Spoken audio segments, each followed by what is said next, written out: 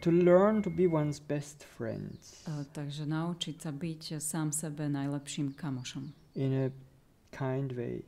Takým láskavým spôsobom. So to develop this connection with ourselves. Rozvíjať to spojenie so sebou. So that we can feel well with ourselves. Aby sme sa sami so sebou mohli cítiť dobre.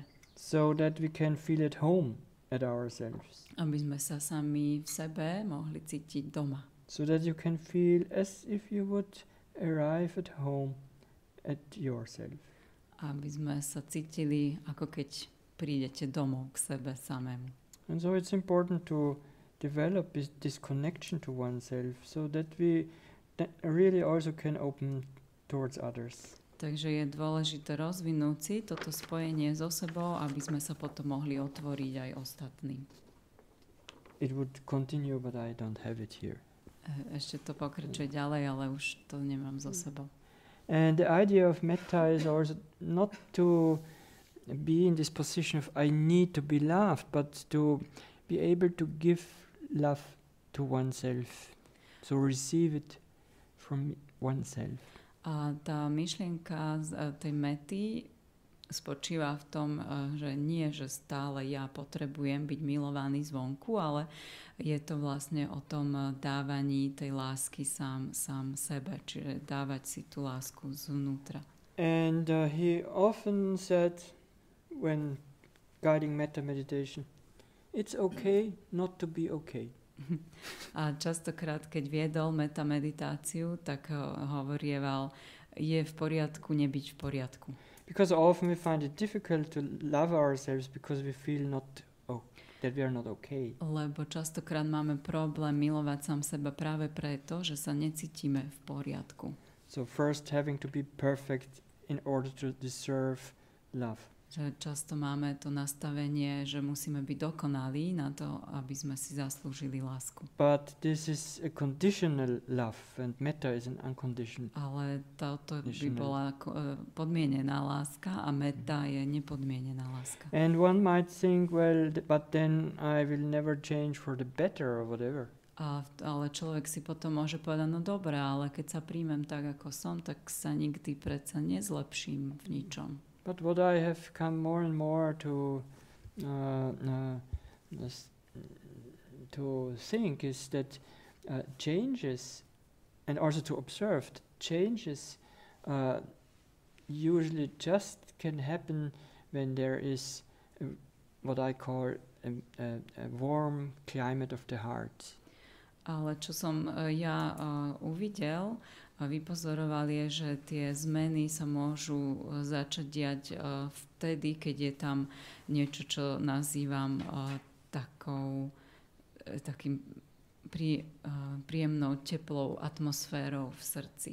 So kind of learning to turn towards ourselves in a kind way, even if we feel we don't or we are not perfect. Čiže naučiť sa obrátiť sa k sebe samému láskavo, aj keď sa cítime, že nie sme ešte dokonalí. And yes, most of person they have certain wounds of the past. Väčšina ľudí má nejaké zranenia z minulosti. And one might hate oneself for this or that. Niektorí sa môžu nenávidieť za to alebo ono. What we have done wrong in the past, what we should have done, but we haven't done it. A stále je tam, čo som mohol urobiť v tej minulosti lepšie, alebo čo som nemal urobiť. So quite important for the development of this metta love is also to develop forgiveness.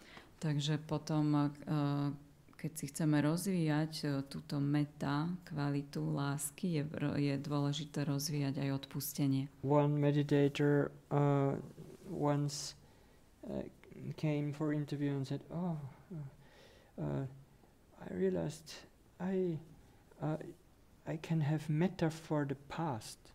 A jeden meditujúci raz prišiel na interviu a povedal mi, uvedomil som si, že dokážem cítiť meta voči minulosti. Because she was so much thinking about what she did wrong in the past and so on. Bola to teda žena a veľa ona rozmýšľala o tom, čo v tej minulosti urobila, neurobila, čo urobila zle a tak. But with this, what she called metta for the past, she could appease her heart. Ale s tým, čo nazvala, že teda našla tú meta voči tej minulosti, mohla nakoniec tak upokojiť svoje srdce. So learning to be friendly to oneself and not being one's own enemy. Takže naučiť sa byť sám sebe priateľom, nie nepriateľom. And learning is a process. It's not just like this, now I do metta and it's perfect. A učenie je proces, nestane sa to zo dňa na deň, že tak lusknutím prstu už som urobil meta, už je to dokonale. I remember when we, at that meditation center we would practice metta every evening. V tomto meditačnom centre, ktoré som spomínal, sme praktikovali meditáciu každý večer. And I hated it. Ja som to neznášal. And I thought I should continue with Vipassana, that's much better, this is much higher practice. Ja som chcel pokračovať vo Vipassáne, lebo som to považoval za takú vyššiu, lepšiu prax. And then using these metta phrases, but they were just phrases, they were really dry phrases. A potom, ako som používal tieto frázy meta, boli to len také naozaj suché frázy vtedy. And I was there something like 1.5 years. A bol som tam 1,5 roka.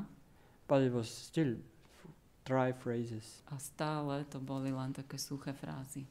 And it was maybe later when I was back in Vienna and I was starting to give in the evening some yoga classes. I in a cold winter evening was a little bit late to get to the tram station. A až potom neskôr, keď som bol naspäť vo Viedni a začínal som učiť také večerné jogové lekcie, tak som jedného dňa neskoro došiel na električku. And there is a number, I think it's 44 or something that goes not very frequently.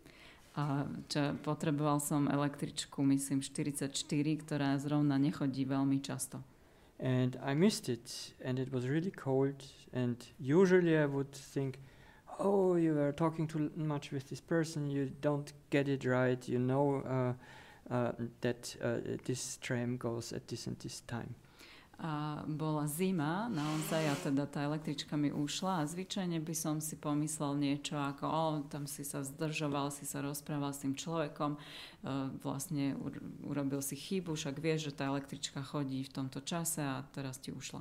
But at this time the critical voice, which usually would be there, would not arise. Ale, rather it just said, things like this can happen, the next tram will come, it's not so bad, it's okay.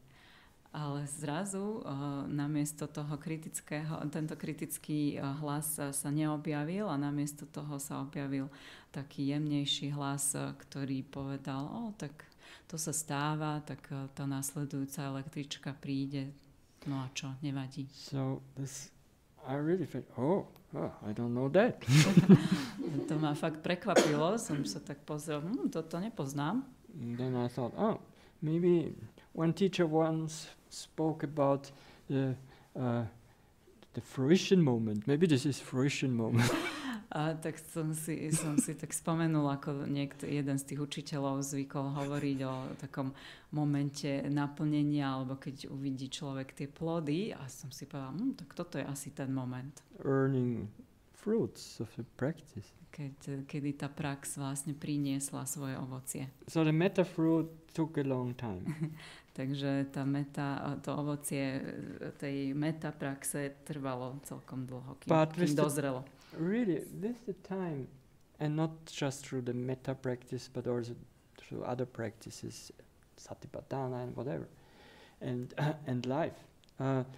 Metta can grow and develop a certain climate in the heart. Takže naozaj aj prostredníctvom tej metapraxe, ale aj iných praxí, satipatány a samotného života sa tá kvalita meta môže rozvíjať a narastať. So I tell this story because some people might have similar experience of not really connecting with the metta or thinking it's an inferior practice or nothing is happening.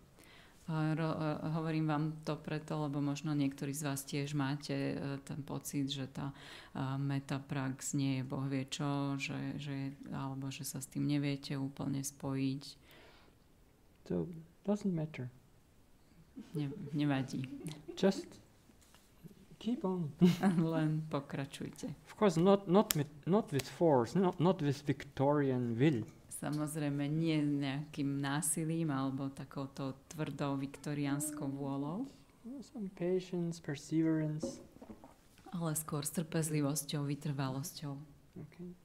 So this archetype of love, on the other hand, there are these spiritual warriors.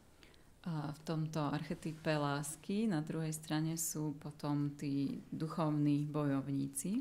And actually in spiritual practice and also in this dharma practice, we also do need this quality of will. A v tejto duchovnej praxi alebo v dharma praxi potrebujeme aj tú kvalitu vôle. There is one term for will, a specific kind of will in the Buddhist discourses. The term is chanda. A v tých buddhistických rozprávach je jeden špecifický pojem, ktorý označuje určitý špecifický druh vôle, a ten pojem je chanda. And it's sometimes translated as the will to do. A niekedy sa to prekladá ako vôľa konať, robiť. It's not a desire for a result, but it's a will to do. Nie je to túžba po výsledku, ale vôľa robiť, konať. Something that moves us. Niečo, čo nás vlastne poháňa. So I would like to quote Jack Engler here. Takže tu by som mal taký citát od Jacka Englera. He wrote an essay called Practicing for Awakening. Ktorý napísal esej Praktikovanie s cieľom osvietenia. Buddha Gosa, this is an author of a very important Theravada work, which is a commentary. Buddha Gosa, to je autor dôležitých teravádových prác, ktoré sú komentármi k textom. So Buddha Gosa called practice a Visuddhimagga, or translated a path of purification. Takže Buddha Gosa nazýval túto prax Visuddhimagga, alebo cesta prečistenia. Wholehearted aspiration is often mixed up with pressures to unwittingly turn practice into another means of shoring up ego.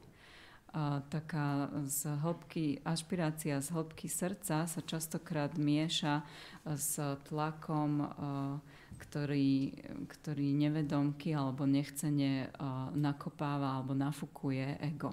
From this initial alloy or mixture, the impurities are refined out in the fire of practice. Ale z tejto pôvodnej zmesi sú nakoniec všetky tie nečistoty spálené v tom ohni praxe. But this requires intention, desire, the will to do. Ale toto si vyžaduje zámer, túžbu alebo vôľu konať. The mental factor the Buddhist Abhidharma calls chanda. Mentálny faktor, ktorý buddhistická Abhidharma nazýva chanda. Without this will or desire or intention to awaken, awakening will not happen. Bez tejto vôle, túžby alebo zámeru sa prebudiť, sa to prebudenie nestane. I wanted to know the meaning of my life, a student once said to Kaplo Roshi. Ja chcem poznať zmysel svojho života, povedal raz študent Kaplo Roshimu. Roshi is a Zen master. Roshi je zenový majster. How did you ask your question? Roshi replied. A Roshi mu odpovedal, ako si sa to opýtal, túto otázku. Only when you're driven to cry from your guts, I will, I find out. Len keď si hnaný z brucha, vykriknúť, musím na to prísť, prídem na to. Just then your question will be answered. Len vtedy dostaneš odpoveď na svoju otázku. So aspiration can be confused with longing. Takže tú ašpiráciu si môžeme zamieňať s takým túžobným chcením. Longing is only a wish for what we believe we will never have. To túžobné chcenie je želanie alebo túženie po niečom, o čom sme presvedčení, že nikdy ale nedosiahneme. Aspiration is setting our face to the wind with conviction, purpose and intention. Ale ašpirácia na druhej strane je, keď nastavíme tvár proti vetru s presvedčením, s účelom a zámerom. What we don't intend, we will never accomplish. Čo nezamýšľame, to nikdy nedosiahneme. So here you have this quality of will. Takže tu máme popísanú tú kvalitu vôle. And in this tradition of the spiritual warriors, they rather speak of a gradual path that is developed towards awakening. A v tejto tradícii tých duchovných bojovníkov, oni často hovoria o takej postupnej ceste towards awakening, k tomu prebudeniu. While the more imminent schools, they would rather say, well, everything is already there, you just need to be present. A zatiaľ čo iné školy zdôrazňujú skôr, že všetko už tam je, len tomu treba byť prítomný. So here we have also these different qualities of love and will. Takže opäť tu máme tie dve rôzne kvality lásky a vôle. Sayadaw U Pandita, for example, once said, a yogi, that is a meditator, has to labor 72,000 times a day. Sayadaw Pandita raz povedal, že meditujúci by mal označovať 72,000 krát za deň. So this stressed me. A to ma celkom vystresovalo. And I thought if I just labor rising and falling, it will not be enough because I can't make the 72,000. A som sa vystrašil, že ak budem označovať len stúpanie, klesanie, tak to nebude dosť, lebo to určite nebude 72,000 krát. So then I started to look for an object between the rising and the falling, to label it. Tak som začal hľadať nejaký objekt medzi tým stúpaním a klesaním, ktorý by som mohol označovať. And one between the falling and the rising. A potom ďalší medzi klesaním a stúpaním. And this went on for one afternoon and then I got such a headache. Tak to som to robil jedno popoludnie a rozbolela ma z toho príšerne hlava. And then I remembered, well, relax. Potom som si spomenul, však sa uvoľni. You don't have to be perfect. Nemusíš byť dokonalý. And a little bit more accepting quality came in of, well, just do as you can. A prišlo tam také väčšie prijatie, že tak rob to najlepšie, ako vieš. And then I could be better alert then. I could be better present without trying that hard. A potom som dokázal byť viac všímavý, viac prítomný aj bez takého prílišného úsilia. However, later I learned that 72,000 just means a lot. Avšak neskôr som pochopil, že tých 72,000 označení naozaj znamená, je veľa. But Sayadaw U Pandita was a strong will person. For example, if one would give not a correct interview, he would just say, okay, leave. Ale Sayadaw Pandita bol naozaj taký veľmi prísny človek, mal veľmi silnú tú vôľu a niekedy, keď ste mu nesprávne reportovali na tom interviu, tak vás proste požiadal, aby ste odišli. Get another chance on day after tomorrow. A dal vám ďalšiu šancu pozajtra. Or would say Vipassana practice, the pure Vipassana practice can be compared with a soldier who has a sword and he's fighting against 1,000 times 1,000 enemies. Alebo hovoril, že ten praktik meditácie Vipassana je ako vojak, ktorý má meč a bojuje proti 1000x1000 nepriateľom. But he has no shield. Ale nemá žiadny štít. Yeah? So that's called the pure Vipassana. A toto nazval akože tou čistou, čírou Vipassanou. That there are some who practice Vipassana, but also some samatha or calm meditation. A niektorí meditujúci praktikujú Vipassanu, ale aj zmiešanú so samatha meditáciou, čiže meditáciou kľudu. In this combination it is like fighting with the sword 1,000 times 1,000 enemies, but one has a shield. A v tejto kombinácii je to potom, ako keby ste bojovali proti tým 1000x1000 nepriateľom, ale zároveň mali štít. Okay. So I think even developing some metta, developing some ability to collect oneself can be a shield. Ja myslím, že aj to rozvíjanie tej metta a schopnosti sa tak sústrediť, pozbierať môže byť takým štítom tiež. But one could easily misunderstand this word fighting.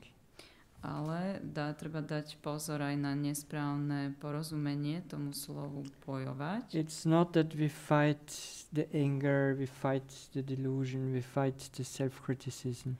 Nie je to o tom, že bojujeme proti tomu hnevu, alebo zaslepenosti, alebo sebakritike.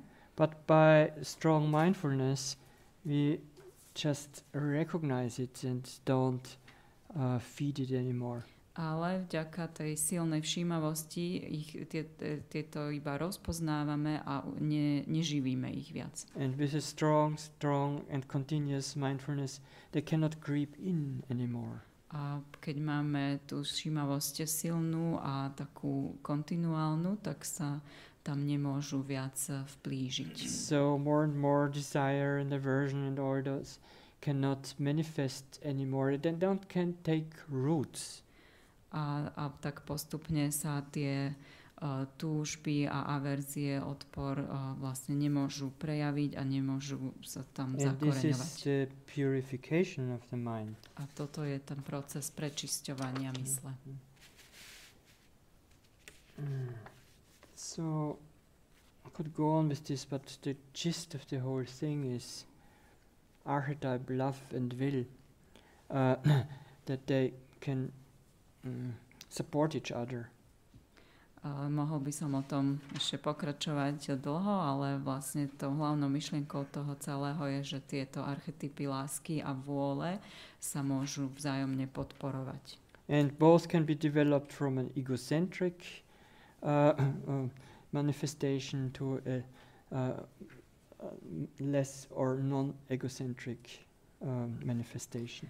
A obe môžeme rozvíjať z toho prejavu egocentrického k prejavu menej alebo až úplne neegocentrickému. So find out where you are regarding love and will. Tak môžete preskúmať sami v sebe, kde sa vy nachádzate v súvislosti s láskou a vôľou. And it might even change through the day. A môže sa to aj v priebehu dňa meniť. Okay, let us sit for a minute. Takže dajme si minútku sedenia, tichu.